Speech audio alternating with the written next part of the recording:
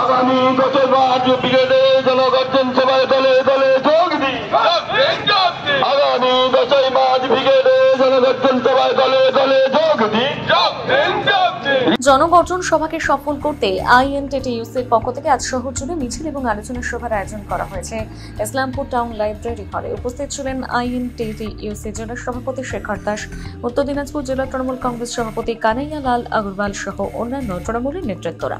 পূর্ণ বিবেচনা হোক যে অনেকেই আপনারা এসেছিলেন, কমিটি গঠন হয়েছিল বিভিন্ন ব্লকে, আমরা ব্লক প্রেসিডেন্টও নির্বাচিত করেছিলাম, ব্লকে ব্লক প্রেসিডেন্ট হিসাবে আপনারা কাজও করেছেন, কিন্তু আজকে অনেকেই। আইএনটিটিইউসি জেলা সভাপতি শেখর দাস কি বলেছেন শোনাবো। আজকে আগামী 10ই মার্চ আমাদের যে মাননীয় মুখ্যমন্ত্রী মমতা ব্যানার্জি এবং সাধারণ সম্পাদক অভিষেক বন্দ্যোপাধ্যায়ের নির্দেশ অনুযায়ী আমরা জনগর্জন সভার প্রস্তুতি নিচ্ছি। প্রতিটি ব্লকে, প্রতিটি শহরে আইএনটিটিইউসির পক্ষ থেকে আমরা এই সংকল্প নিয়েছি যে ব্রিগেডের সভায়, এই ব্রিগেডের সভা কিন্তু এটা ঐতিহাসিক সভা। এই জনগর্জন যেটা ডাক দিয়েছে সেটা সমাবেশের উপর যে কেন্দ্রীয় সরকার যে আমাদের 100 দিনের টাকা, আবাস যোজনার টাকা, আরও বিভিন্ন শ্রমিক ভাইদের যে অত্যাচার করেছে, সেই অত্যাচারের প্রতিবাদে এবং আগামী লোকসভায় আমরা একদম 42টা পাচ্ছি।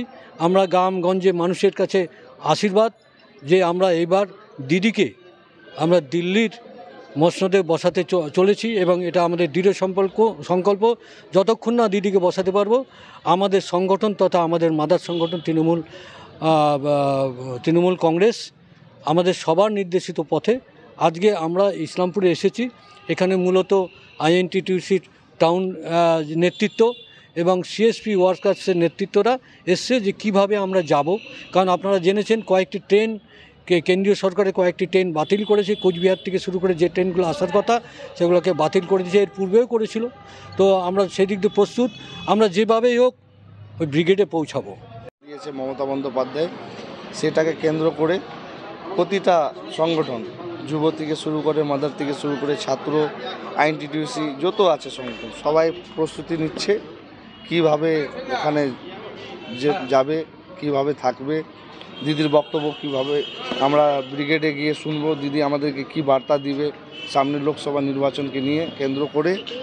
আর বিজেপি যেভাবে আমাদেরকে বঞ্চিত করে রেখেছে সেটার জন্য জনগর্জন সভা।